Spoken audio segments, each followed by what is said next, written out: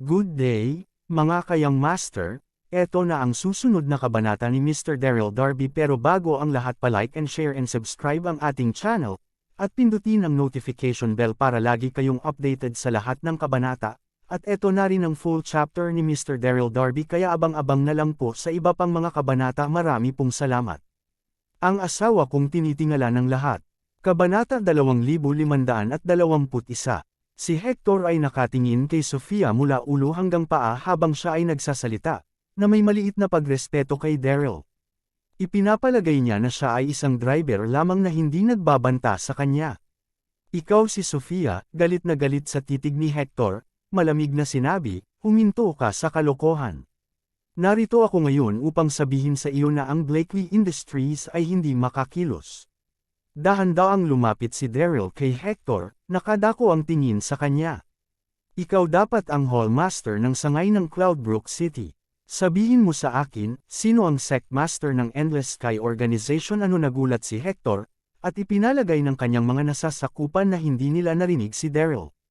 Ang taong ito ay maraming lakas ng loob bata. Hindi tinangka ni Hector na itago ang kanyang pagkasuklam sa kanyang mukha habang walang pakialam na sinagot niya si Daryl. Ano nga ba ang tinanong mo lang sa akin? Nais mo bang makipagkita sa sectmaster? Tama yan, tahimik na sinabi ni Daryl. Sino ka sa palagay mo? Sigaw ni Hector.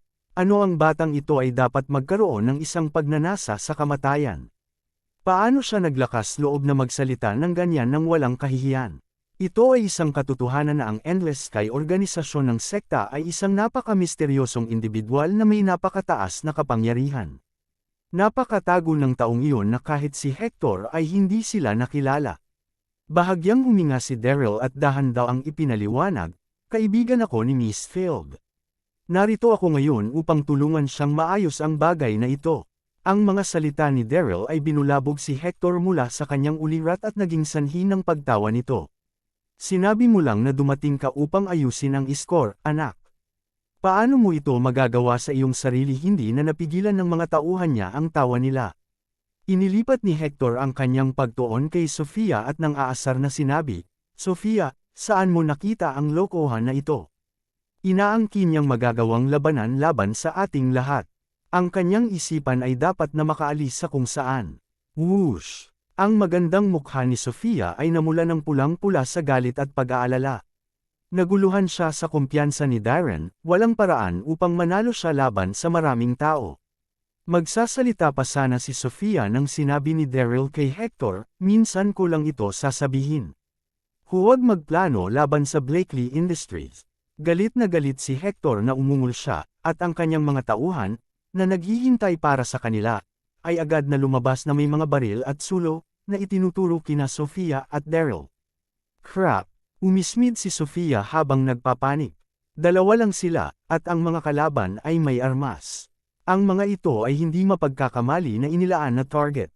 Nang makita ni Hector ang hitsura ni Sofia, naglabas siya ng isang masamang chuckle. Hindi na kailangan para maging matigas tayo, medyo Sofia. Wala kaming pinanghahawakang laban sa isa't isa.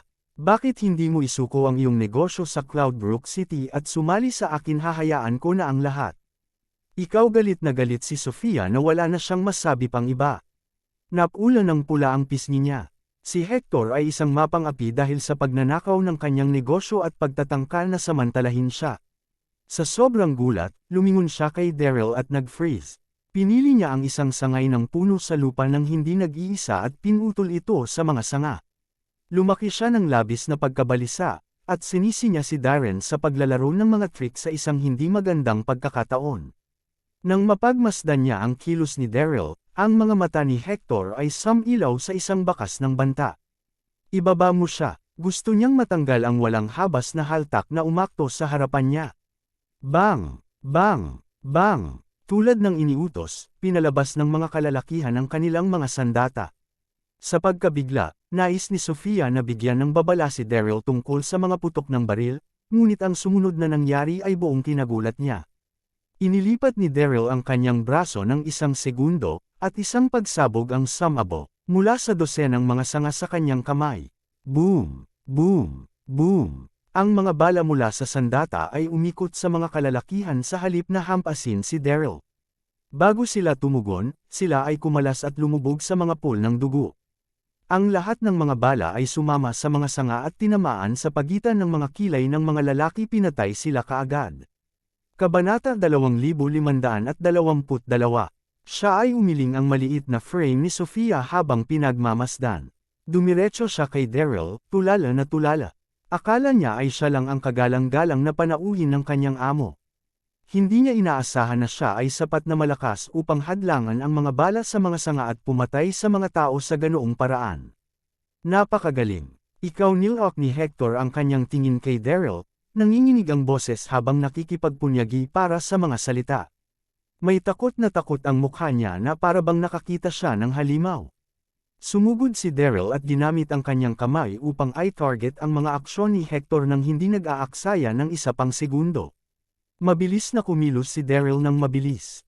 Halos hindi siya makita ni Hector nang mag-jab ang kanyang mga acupoint, at hindi siya makagalaw ng 1 pulgada. Anong ginagawa mo? Binabalaan kita ang mga bagay ay hindi magtatapos ng maayos para sa iyo kung masaktan mo ang Endless Sky Organization. Sigaw ni Hector. Sa kabila ng kanyang matatag na tono, ang kanyang mga mata ay puno ng takot, nawala ang dati niyang pagmamataas at tiwala na kilos. Hindi niya mapigil ang magsimulang manginig nang maramdaman niya ang nakakatakot na aura ni Daryl. Sino ang taong ito? Nakakakilabot siyang makapangyarihan. Sir, naglakad pasulong si Sofia habang nakatitig siya kay Hector na may galit. Patayin siya. Galit na galit siya nang maalala niya ang ugali ni Hector kanina. Katwiran niya na tinatanggal lamang niya ang mga peste upang ang lipunan ay matanggal sa basura tulad niya. Awa, mangyaring nagdugo ang mukha ni Hector nang maramdaman ang nakamamatay na lakas ni Sophie. Halos mahulog siya sa sahig matapos mawala ang balanse. Nais niyang lumiko at umalis, ngunit hindi niya magawa, ang kanyang mga acupoints ay selyadong. Teka, habang tinitingnan niya ang galit na mukha ni Sofia, mahinang ngumiti si Daryl at sinabing, may magamit ako para sa kanya. Humarap siya kay Hector at tinanong, ano sa palagay mo, sumasang-ayon ka ba sa aking hiling? Oo, sang-ayon ako, tumanggo si Hector na parang manok na kumakadyot sa ulo nito. Hindi siya tulala. Paano niya hindi maintindihan ang balak ni Daryl? Hello, si Hector ay nabasa ng pawis habang sumisigaw siya sa telepono. Ipasa ang aking utos. Mula ngayon, wala sa mga miyembro ng hall ang maaaring magdala ng anumang masamang puot sa Blakely Industries. Ang gawain na itinalaga ng kanyang mga nakatataas ay mahalaga, ngunit higit na mahalaga na mapanatili ang kanyang buhay. Napafo si Hector kay Daryl kaagad pagkababa niya ng telepono.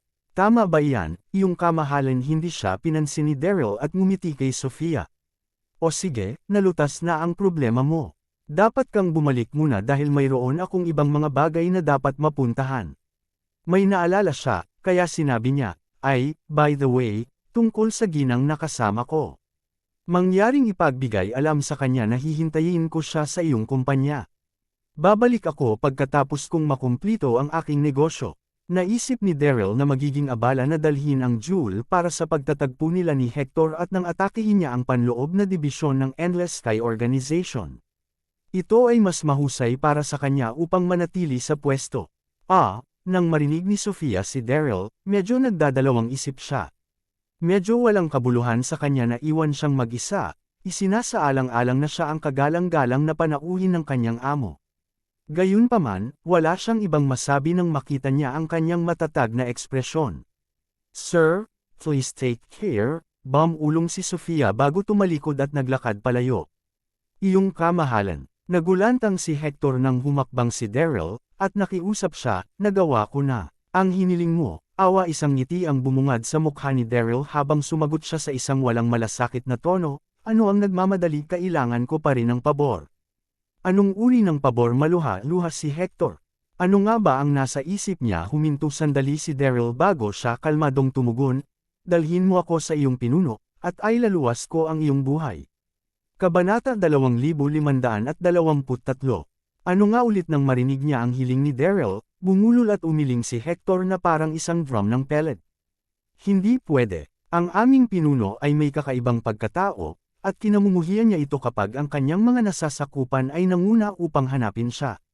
Kumunot ang noo ni Daryl at naglakad papunta sa kanya, walang pag-aalala. Pinilit niyang bamuka ang mga labi ni Hector at naglabas ng isang elixir bago mabilis na isingit sa kanyang bibig. Tulog. Hindi mabilis na nag-react si Hector at napalunok kaagad. Ano-ano ang pinakain mo sa akin? Takot na takot si Hector habang sumulyap kay Daryl. Ngumisi si Daryl at binalik ang titig. Pamilyar ka ba sa Heaven Cult Elixir? Tama, binigyan niya siya ng Heaven Cult Elixir. Langit Cult Elixir. Na pailing si Hector sa loob at pawis na pawis bunga ng pagkabigla niya.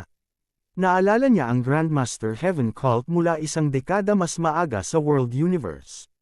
Ito ay isang malakas na kulto, at ang Grandmaster ng Langit ay pinakain ang Heaven Cult Elixir sa kanyang mga sakop upang makontrol sila.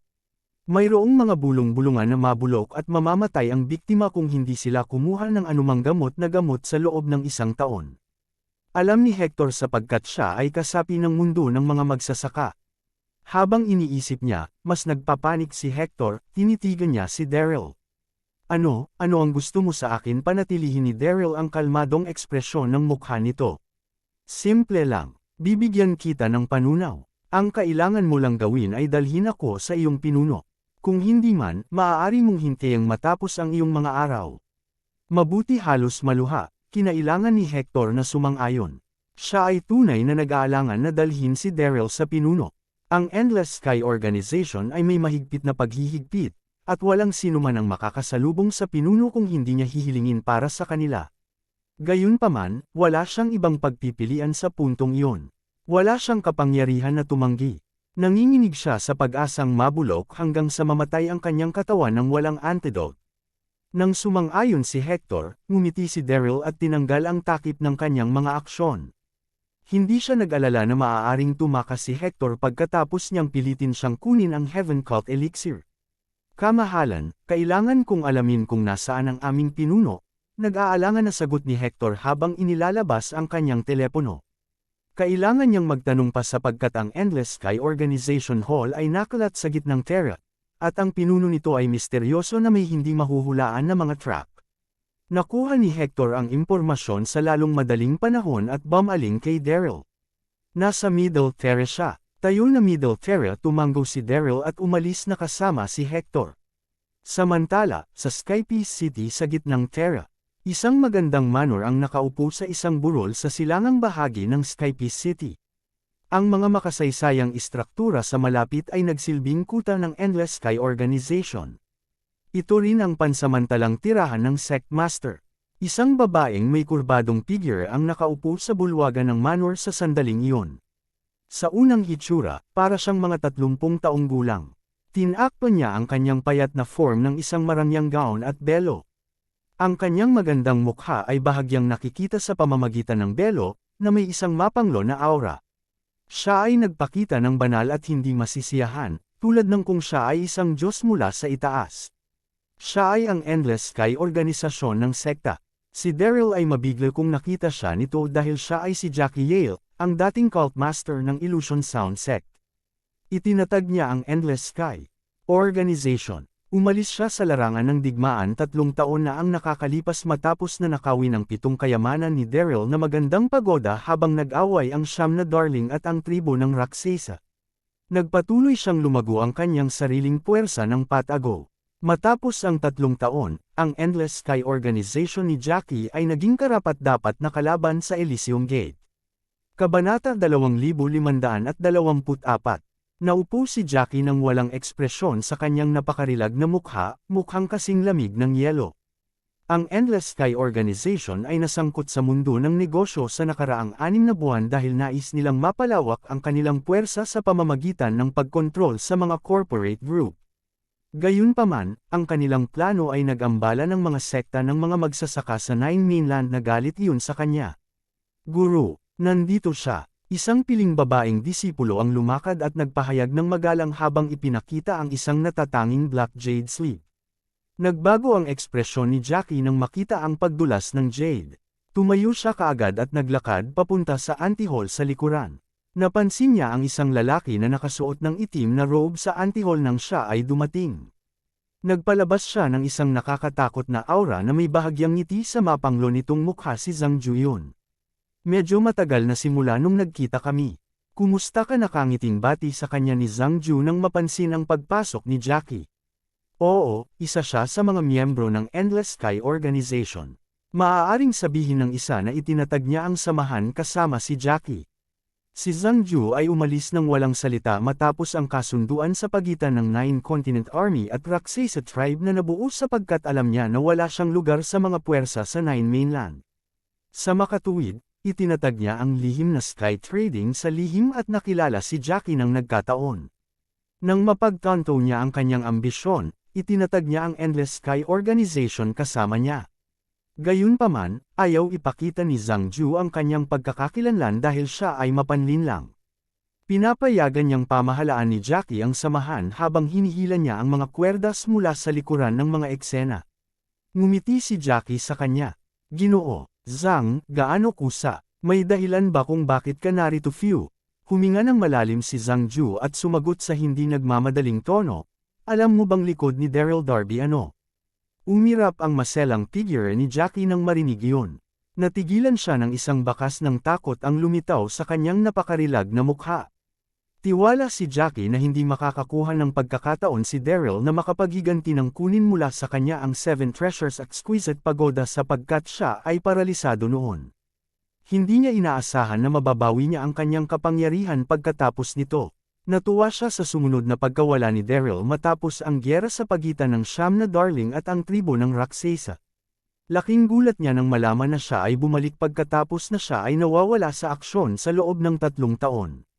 Mahinang ngumiti si Zhang Ju nang makita ang ekspresyon nito.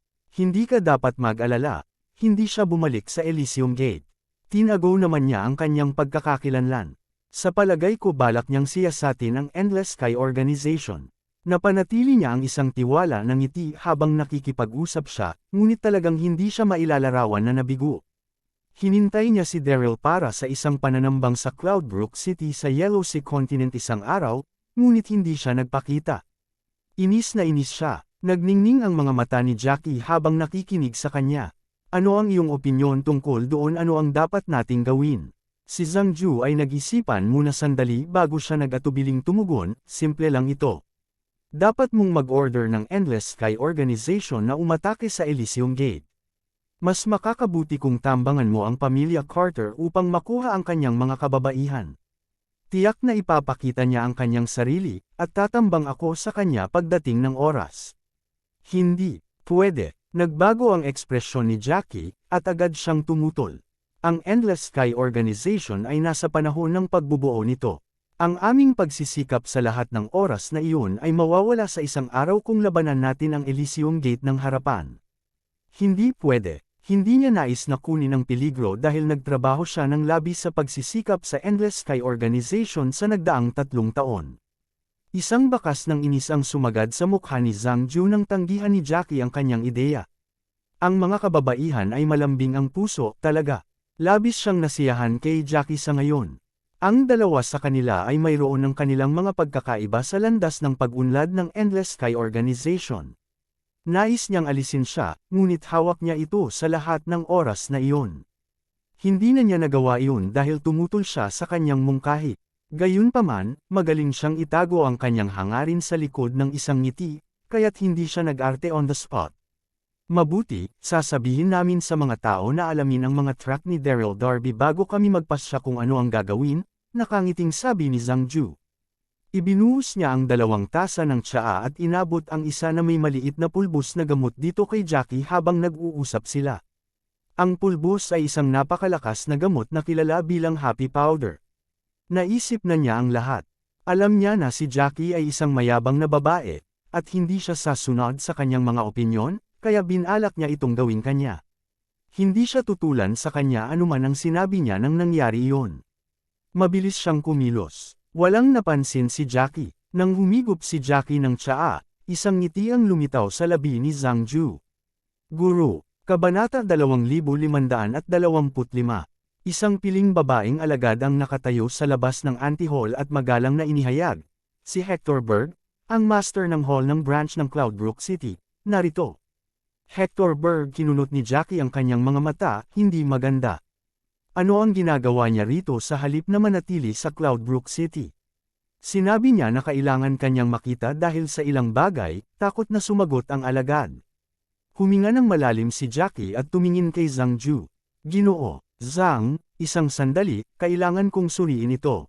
Pagkatapos, tumayo siya mula sa kanyang kinauupuan at tumuloy sa harap. Samantala, sina Daryl at Hector ay nasa pangunahing bulwagan. Natigilan si Daryl nang makita ang kanyang paligid. Ang marangyang lugar na binago ay mukhang isang palasyo ng hari, at 12 ng mga piling alagad ay nakatayo sa pangunahing bulwagan. Ang lahat ng mga alagad ay mga kababaihan na nasa edad na 30. Ang lahat sa kanila ay may magagandang mukha at maliit na mga figure. Hindi pa melalagay na sila ay malakas din, kahit isang antas ng isang martial emperor. Ang Endless Sky Organization ay may malakas na kapangyarihan, sa katunayan. Narito ang Sect Master. Isang walang kinikilingan na boses ang umalingaw ng labis na manghang-mangha si Daryl. Si Jackie ay lumakad papasok sa bulwagan nang hindi nagmamadali bago siya umupo sa trono. Napatulala si Daryl sa pangalawang nakita niya si Jackie, siya ito hindi niya malilimutan kung paano siya nakatali sa kanya at pinahiya siya sa isang lungga ng kagubatan bago niya kinuha ang 7 Treasures Exquisite Pagoda mula sa kanya. Hindi niya inaasahan na siya ang magiging Endless Sky Organization Sect Master. Flop. Ang lahat sa main hall ay lumuhad sa sandaling lumitaw si Jackie, kasama na si Hector, na mukhang balisa. Si Daryl ang nag-iisang taong tumayo doon ng mayabang. Whoosh! Ang tingin ni Jackie ay nakakandado kay Daryl nang tanungin niya, sino ka? Hindi niya makilala si Daryl sapagkat nagtakip siya ng disguise bago siya pumunta roon, hindi man sabihing mayroon siyang 3 galos sa mukha. Guru. Nagmamadaling sumagot si Hector, tiningnan ako ng taong ito ng wasto dahil nais niyang sumali sa aming samahan. Sinabi niya na mayroon siyang kayamanan na maalok sa iyo. Galit na galit si Hector nang sabihin niya ang mga salitang iyon na itinor. Ronnie Daryl papunta doon. Kayamanan tinitigan ni Jackie si Daryl mula itaas hanggang paa nang marinig iyon. Anong kayamanan? Daryl ay nagbigay sa kanya ng isang liwanag ng ngiti at sumagot, ikaw ay tiyak na tulad nito. Gumawa siya ng ilang mga panloob na core ng Martial King habang nagsasalita siya. Halos maputok siya sa galit nang malaman niyang si Jackie ay ang Endless Sky Organization Sect Master, ngunit pinigilan niya ito. Kung sabagay, ilalantad niya ang kanyang sarili kahit na hindi siya takot na ipaglaban silang mag-isa. Nais niyang isecure muna si Jackie at maghintay para sa isang pagkakataon na mapasuko siya. Gas!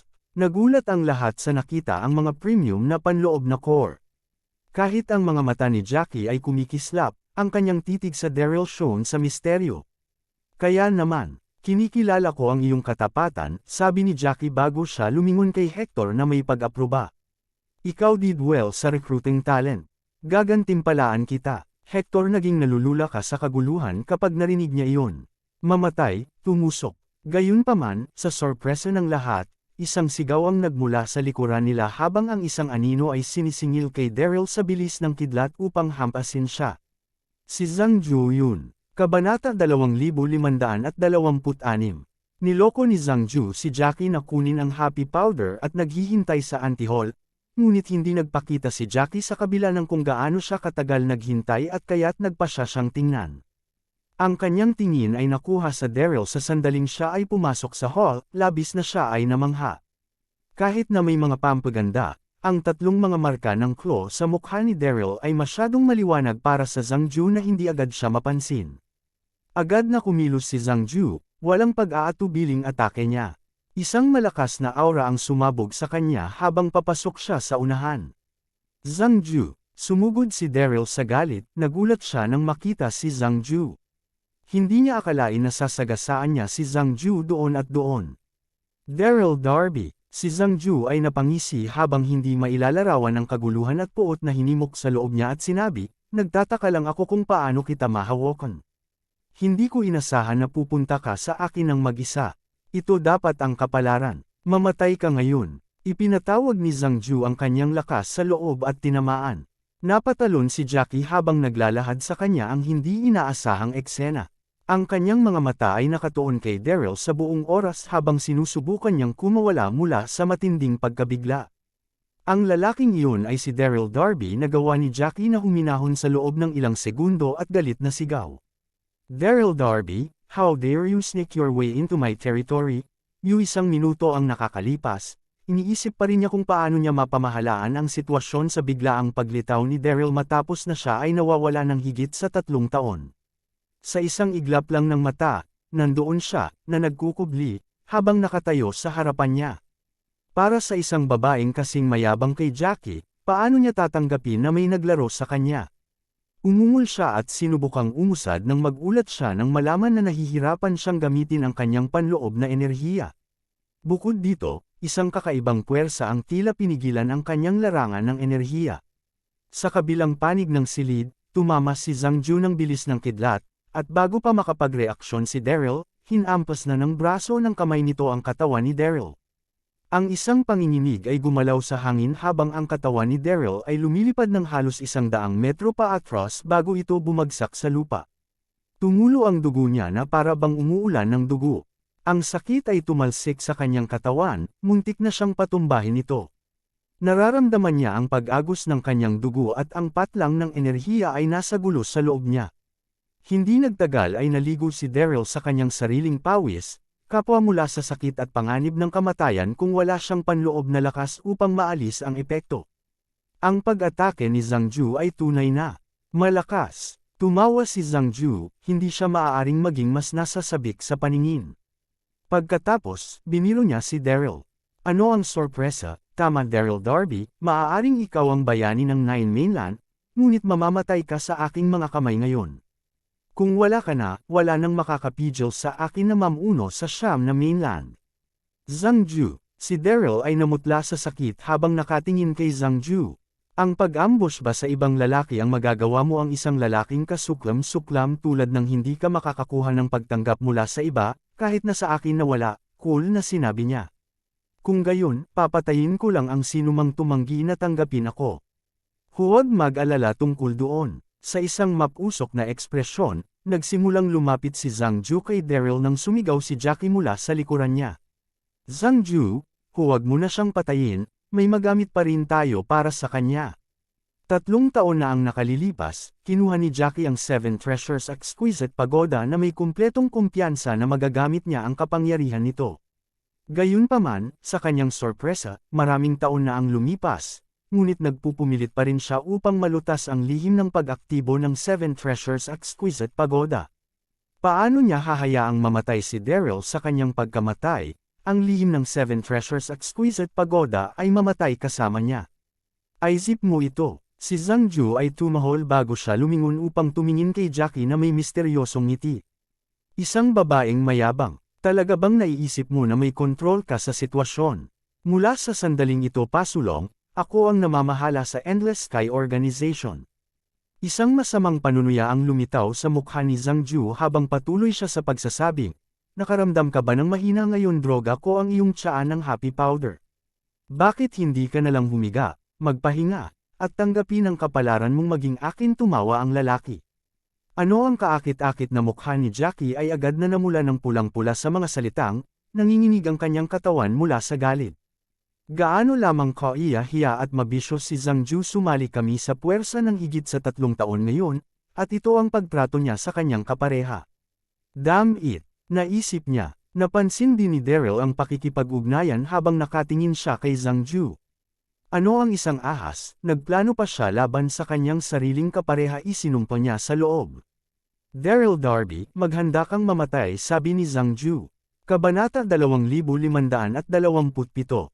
Habang naihatid ang huling salita, tinaas ni Zhang Ju ang kanyang braso at hinampas muli. Sinumpal ni Daryl at pinakawala ng White Lily Cold Flame gamit ang isang alon ng kanyang braso, nabuo nito ang isang puting pader ng apoy sa paligid niya. Ang White Lily Cold Flame nag-alarma si Zhang Ju, dumilim ang kanyang ekspresyon habang hinihimok niya ang kanyang panloob na lakas upang ipagtanggol laban sa puting apoy. Nararamdaman niya na si Daryl ay naging mas malakas sa nakaraang 3 taon, at ang White Lily Cold Flame na kanyang ipinatawag ay tumaas ng lakas sa pamamagitan ng mga kulungan. Sinamantala ni Daryl ang pagkakataon at tumakbo pasulong, hinawakan niya si Jackie bago siya tumakbo palabas ng hall. Zhang Ju, babalik ako sa lalong madaling panahon upang gantihan ang pabor, ang kanyang galit na tinig na umalangaw sa pamamagitan ng manor, nagpadala ito ng panginginig sa mga tinek ng mga nakarinig nito. Si Zhang Ju, na galit sa kabila ng mga salita, binasag ang isa sa mga upuan sa tabi niya sa mga smithrins bago siya sumigaw, "Sundan mo sila." Marami sa mga tagasunod ang sumabog sa hangin at umangat patungo sa direksyon na tinakas ni Daryl. Samantala, nangunguna sa kanila, si Daryl ay umangat sa langit na nakaakbay kay Jackie. Tumagal ng higit sa 1 oras bago nila nakatakas ang mga tao na susunod sa kanila. Matapos niyang kumpirmahing ligtas sila, huminga ng malalim si Daryl at lumapag sa kagubatan sa ilalim nila. "Darby," sinabi ni Jackie na may ngisingipin, "pakawalan mo ako, hindi ko kailangan ang tulong mo." Aking tulong. Si Daryl ay nakatitig sa kanyang magandang mukha na may galit at gumanti ng cool, "Ayokong makuha ni Zhang Ju ang gusto niya. Hindi kita pinatawad sa iyong pagnanakawan sa akin ng aking 7 kayamanan na kamangha-manghang pagoda. 3 taon na ang nakakaraan." Kahit sa gitna ng galit, nadama niya ang mapula sa pisngi ni Jackie at nakakaakit na ugali. Dapat niyang aminin na siya ay napakarilag, at marahil ay hindi mabilang ang mga kalalakihan doon na handang ibagsak ang kanilang mga paa, ngunit hindi siya. Minsan naisip niya na si Jackie ay ang kanyang kasama na lalaban sa tabi niya alang-alang sa Siyam na mainland laban sa tribo ng Raksasa, ngunit may iba pang nangyari sa halip. Dinakip siya nito para sa kanyang sariling benepisyo at kinuha ang 7 Treasures Exquisite Pagoda. Sapat na yun para kamuhian siya ni Daryl. Ikaw. Nagalit si Jackie sa sinabi niya, ngunit wala siyang sasabihin dito. Natahimik ang dalawa, halos sumaklap sa kanila ang kapaligiran. Hindi miistorbo sa kanya si Daryl sa ngayon at umupo sa gilid habang nilalaro ang bawat maliit na detalye ng nakita niya kanina. Hindi ko alam na si Zhang Ju ay miyembro din ng Endless Sky Organization. At ngayon na hinabol niya si Jackie, magiging mas mahirap ang pakikitungo sa kanya sa sandaling makuha niya ang kumpletong kontrol sa Endless Sky Organization. Arg! Kagaya ng malalim na iniisip ni Daryl, biglang kumalas si Jackie nang may kirot na sigaw sa tabi niya. Ang isang bagay tungkol sa tunog na iyon ay naglalaman ng nakamamatay na tukso na nagpadala ng pagkabigla sa katawan ni Daryl. "Jackie!" Nakasimangot si Daryl at binaling ang tingin sa kanya. "Jackie, huwag subukang makipagtalo sa iyong kalayaan sa labas nito, sinabi ko na sa iyo." Bago niya matapos ang kanyang pangungusap, nawala siya kaagad sa mga salita nang makita niya ang estado ni Jackie. Napaikot si Jackie sa tagiliran niya sa damuhan. Ang kanyang hypnotizing curves ay nakabalangkas ng mahabang damit na isinusuot niya nang magsimula siyang pawis ng husto. Ang kanyang mga kaakit-akit na tampok ay napuno ng sakit at pang-akit ng sabay. "Haano ang nangyayari?" Sumimangot si Daryl at naisip ang sarili, "Teka, sa palagay ko may nabanggit si Zhang Ju tungkol sa happy powder bago kami umalis." "Jackie, pigilan mo ang iyong sarili," sabi ni Daryl habang inaabot ang enchanted na hayop na pouch upang maghanap ng isang elixir na makakatulong sa pag-snap sa kanya rito. Bigla na lang lumapit si Jackie at sinubo siya. Sa ilalim ng epekto ng gamot, nawala ng lubos si Jackie ng anumang uri ng kontrol sa kanyang mga aksyon. Nagmumura si Daryl sa loob habang sinusubukang hilahin. Nakaklamp ang mga braso ni Jackie sa kanya, hindi siya binigyan ng pagkakataon na makatakas. Nag-zoom in ang mukha niya habang dinidikit ang labi sa kay Daryl. Wala siyang maisip kundi ang nasusunog na sensasyong kumalat sa kanyang katawan, hindi niya alam ang ginawa niya.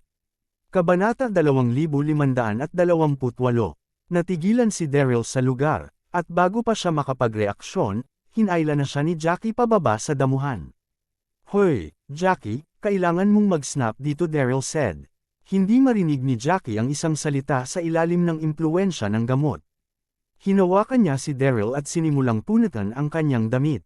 Makalipas ang ilang sandali, sa wakas ay nagising siya at napalipa ng pagkahulog sa gilid sa tabi ng inuupuan ni Daryl.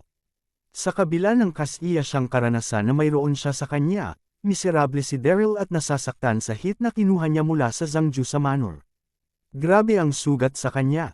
Nakaupo siya na nakakrus ang mga binti at nilinang ng ilang sandali bago siya bumantong hininga sa kanyang pag-unlad. Mapalad siya na hindi siya malubhang nasugatan, at mabilis siyang nakabawi. Kung hindi man, magkakaproblema siya. Biglang nadama ni Daryl ang isang nagbabantang aura mula sa likuran niya. Daryl Darby. Nagising na si Jackie, ang kanyang mga mata ay nakakandado kay Daryl na parang isang sawa sa biktima nito. Ang maganda niyang mukha ay namumula pa rin mula sa galit at kahihiyan.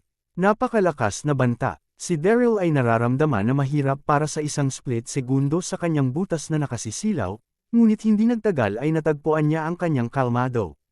Nararamdaman niya na si Jackie ay napakahina upang maging banta. Ang nangyari ngayon ay hindi ko kasalanan. Siya ang nagpuwersa sa akin. Bakit kailangan kong makaramdam ng awkward tungkol doon, naisip niya. Daryl Darby, kinagat ni Jackie ang labi, at nakamamatay ang mga mata. Gaano ka manggahas na sirain ang aking pagiging inosente? Papatayin kita. Ang ekspresyon niya ay napuno ng kahihiyan at galit habang nagsasalita. Ito ay isang matinding paghihirap na mas masahol kaysa sa kamatayan upang tanggapin na pinahirapan ni Daryl Darby ang Endless Sky Organization Sectmaster, ang kilalang Ice Queen ng komunidad. Jackie, kalmadong ngumiti si Daryl nang maramdaman niya ang galit nito at sinabi, "Nasira ko ang iyong pagiging inosente." Ang katawa-tawa. Ikaw ang gumawa ng pagkusa, hindi ko pinilit ang sarili ko sa iyo. Bukod, si Zhangju ang nagdroga sa iyo. Dapat mong habulin siya kung nais mong maghayganti. Ang mga mata ni Daryl ay gumala sa katawan ni Jackie habang nagsasalita. Sinabi ko na may katawan at mukha na ganoon, si Jackie ay tunay na isang diyosa. Kamangha-mangha ang nangyari kanina. Maaalala ko yan sa natitirang buhay ko, naisip niya. Bakit ka lalong namula ang mukha ni Jackie habang nagpupumilit na makahanap ng paraan upang gumanti? Ang kanyang mga ngipin ay sumubsob sa kanyang ibabang labi na halos magdugo ito. Daryl Darby, paano ka tatayo roon at magsalita na para bang wala sa iyong negosyo kung samantalahin mo ako? Naisip niya. Ang pag-iisip lamang ng pagbabahagi ng kanyang katawan kay Daryl ay nalunod si Jackie sa kahihiya at galit, at gaano man siya pagsisikap, hindi siya makahanap ng paraan upang tanggapin ang katotohanang nangyari ito. Pinandilatan ni Jackie si Daryl ng matinding pagkamuhi na tila bumagsak ang temperatura sa paligid nila. Pagkatapos sinabi niya, "Daryl Darby, sinira mo ang buhay ko. Papatayin kita, mamatay ka." Sa huling salitang sumigaw ng may determinasyon, tumayo siya at sinaktan si Daryl. Umiling-iling si Daryl, alam niyang ang atake ni Jackie ay hindi magiging banta sa kanya. Tumabi siya at madaling iwasan ang palad bago sinabi niya ng mahinahon, "Jackie, tigilan mo na ang magulo. Dapat mong ilabas ang iyong galit kay Zhangju." Ang lalaking iyon ay isang kasuklam-suklam na ahas na tumatakbo sa likod. Ano ang iniisip mo na magandang ideya na makipag-alyansa sa kanya? Sumuko ka na lang at tulungan akong makitungo sa kanya.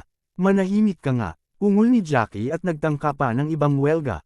Si Zhangju ay maaaring maging kasuklam-suklam, ngunit hindi siya ang lalaking dinimhan ang kanyang pagiging inosente, at dahil doon, determinado siyang patayin si Daryl doon at pagkatapos. Hindi na mas nena si Daryl sa pagkabigo ni Jackie. Hindi niya inisip na siya ang may kasalanan nito, ngunit siya ang lalaking tumanggap sa pagiging inosente nito. Malupit sana para sa kanya na lumaban sa sitwasyong iyon. "Jackie, gusto mong gumanti? Pag-usapan natin ang nangyari sa 3 taon na ang nakakalipas noon, hindi ba? Kinuha mo ang aking 7 treasures exquisite pagoda at iniwan akong mamatay sa yungib na iyon. Hindi mo ba iniisip na oras na para ibalik mo ito?" sigaw ni Daryl habang patuloy sa pag-iwas sa atake ni Jackie. Huwag kailanman. Kabanata 2529. Galit na galit si Jackie, sinira niya ang aking buong buhay, at nais pa rin niyang ibalik ang 7 treasures exquisite pagoda. Napakadumi. Paano magkakaroon ng ganoong walang hiya na tao? Hindi alam ni Daryl kung tatawa o iiyak. Nagsimula siyang magalit ng sabay. "Jackie, ikaw ay hindi makatuwiran. Ikaw ang nagnakaw ng aking pagoda. Sinubukan mo pa akong patayin. At gusto mo pa rin akong mga tuwiran." Sing-sing, sing-sing, sing-sing. Habang nagsasalita sila, biglang dumating ang isang malakas na panginginig ng aura mula sa kung saan malapit, sinundan ng 6 na tao na mabilis na lumalapit sa kanila. Kumunat ang noo ni Daryl nang makita ang 6 na tao. Nagbihis sila ng parehong mahaba, itim na balabal na may pulang guhitan, na may logo ng isang nag-aapoy na apoy na naipit sa kanila. Ang mga ito ay ang 6 na Tribulation Lords: Annihilate, Phantom, Wind, Healer, Lock, at Destructor. Nang maramdaman niya ang lakas nila, natigilan siya sandali. Lahat sila ay nasa 5 antas ng Martial Kings, isang hakbang lamang ang layo mula sa antas ng langit na pag-akyat. Sino ang 6 na taong ito? Ang kanilang lakas ay napakalakas lamang. Ang 6 sa kanila ay lumapit, at ang kanilang paningin ay nakalock kay Daryl. Lumilitaw na nagtataka sila tungkol sa pagkakakilanlan ni Daryl. 6 na lords, siya si Daryl, dali mo siyang hulihin. Pagkatapos, tinuro ni Jackie si Daryl at sumigaw.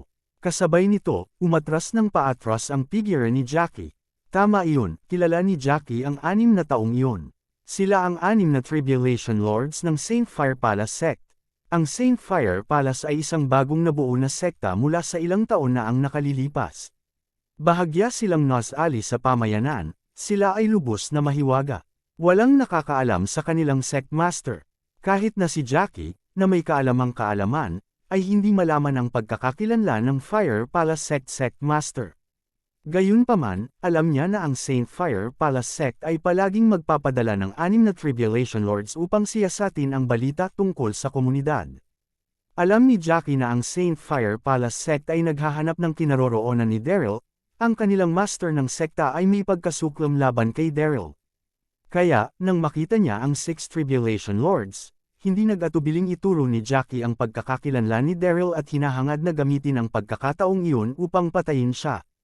Ano nagbago ang ekspresyon ng mukha ni Daryl nang marinig niyang sumisigaw si Jackie? Sa parehong oras, ang 6 Tribulation Lords ay nakalok ang kanilang mga tingin kay Daryl. 6 na malakas na panloob na panginginig ng lakas na nagmula sa kanilang katawan. Ang susunod na segundo, ang 6 Tribulation Lords ay sisingilan kay Daryl. Walang oras si Daryl upang mag-isip. Siningil siya sa isang matinding laban sa 6 Tribulation Lords kaagad. Hindi niya kailangang mag-alala tungkol sa 6 na Tribulation Lords sa kanyang kapangyarihan dahil sila ay nasa 5 antas lamang ng Martial Kings. Gayunpaman, ang kanyang panloob na enerhiya ay hindi ganap na nakuhang muli mula sa pananambang kay Zhang Ju kanina. Sa sandaling iyon, nasa panganib siya nang harapin niya ang pag-atake ng 6 Tribulation Lords.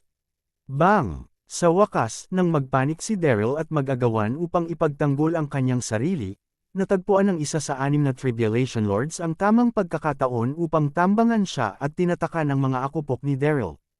Iyon ang Lord Destructor. Ang kanyang iba pang mga kasama ay Phantom, Wind, Killer, Lock, Annihilate, si Lord Destructor ang pangatlo sa kanila. Si Daryl ay hindi talaga makapag-react. Hindi makagalaw ang kanyang katawan sa agarang iyon. Napatingin siya sa 6 na kapigatian, nagulat siya at nagalit. Mga Ginoo, hindi pa tayo nagkikita at hindi magkakilala.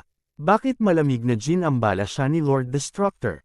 Itigil ang usapang basura, ang Saint Fire Palace Sect ay may marka upang manirahan sa iyo. Sundin kami sa masunurin. Sekta ng Saint Fire Palace nang marinig niya iyon, gusto ni Daryl na umiyak, ngunit wala siyang luha. Ito ang unang pagkakataon na narinig ko ang tungkol sa sekta na ito, kailan ko sila nasaktan.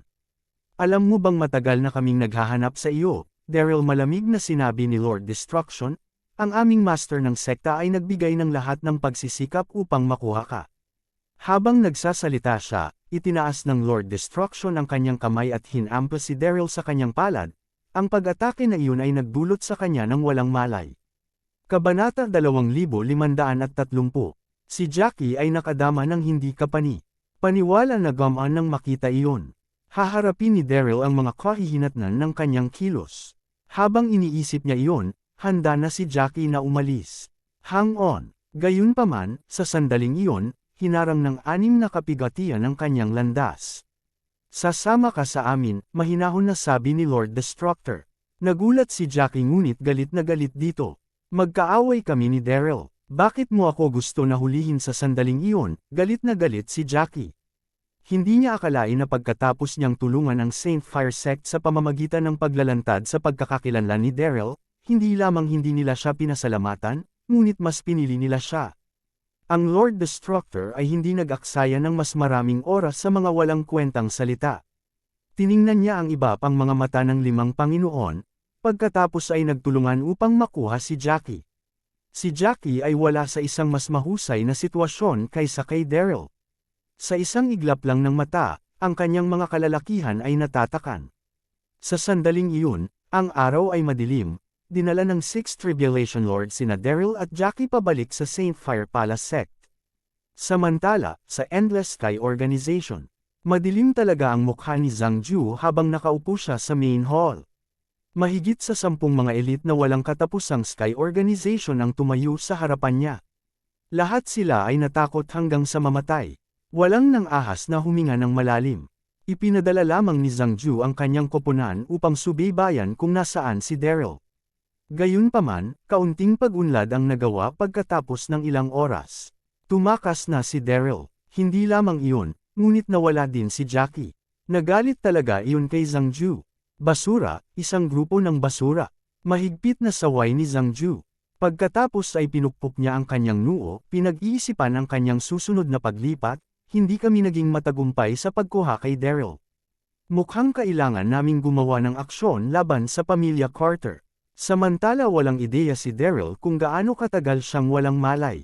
Para siyang nasa panaginip ng napakatagal. Nang magising siya at imulat ang kanyang mga mata, natagpuan niya ang kanyang sarili na nakahiga sa may elo na lupa. Nakita niya sa harap niya ang isang napakalaking pamatikas na palasyo. Mayroong isang napakalaking apoy ng apoy sa gitna ng palasyo, na may isang pulang-pulang apoy na nasusunog dito. Isang napakalaking manyebe na bundok ang nakatayo sa labas ng palasyo. Ano ang lugar na ito? Nais ni Daryl na tumayo habang pinagmumuni-muni niya sa kanyang puso, ngunit natuklasan niya na lubusan siyang nakagapos. Nagulat si Daryl, inangat niya ang kanyang ulo at huminga ng malalim, malamig na hininga. Nakita niya ang isang tahimik, magandang figure sa trono sa gitna ng palasyo. Ang anim na mga tribulasyon ng Lord, na nahuli siya kanina, ay same time na tumayo sa magkabilang panig, na may isang magalang na ekspresyon sa kanilang mga mukha. Sumulyap si Daryl sa babae. Natigilan siya. Siya si Laura Hansen, ang dating sect master ng Incandescent Sect. Ilang taon na ang nakalilipas, nawasak ni Daryl ang sekta ng Incandescent. Si Laura at ang kanyang kapatid na si Mateo ay tumakas sa Mist Lauren. Nabunggo nila si Daryl mamaya. Pinatay ni Daryl si Mateo, at nagawa ni Laura na tumakas sa sandaling iyon. Ginawa ni Laura ang Saint Fire Palace sekta ilang taon pagkatapos ng kanyang pagkawala. Sinabi ni Daryl na si Laura ay pa rin kaakit-akit at sexing tulad ng dati, na may ilang karagdagang aura ng kapanahunan. Sa sandaling iyon, siya ay halos 30 taong gulang. Ang kanyang katawan ay maganda, at ang kanyang lakas ay nakakaakit. Ang kanyang buong katawan ay may kaakit-akit at kaakit-akit na aura. Maganda, siya ay napakarilag. Bumantong hininga si Daryl habang nakatingin kay Laura. Ngumiti siya at sinabi, Sect Master Hansen, kumusta ka? Itigil ang pag-arte bilang isang tanga sa harap ko. Tumayo si Laura at naglakad papunta kay Daryl. Sinampal niya ang mukha ni Daryl. Sampal. Hindi niya hinintay na mag-react si Daryl bago niya ulit ito sinampal. Ikaw kumuyam ang ngipin ni Laura. Pinatay mo ng malagim ang aking kapatid sa Mist Lauren. Ngayon, gagantihan ko siya sa iyong dugo. Sa sandaling nabanggit ni Laura ang pangyayaring iyon, ang galit ni Daryl ay nagsimulang kumulo kaagad. Maghayganti sa dugo Laura, mas alam mo kaysa sa iba ang ginawa ng iyong kapatid. Nararapat niya ito.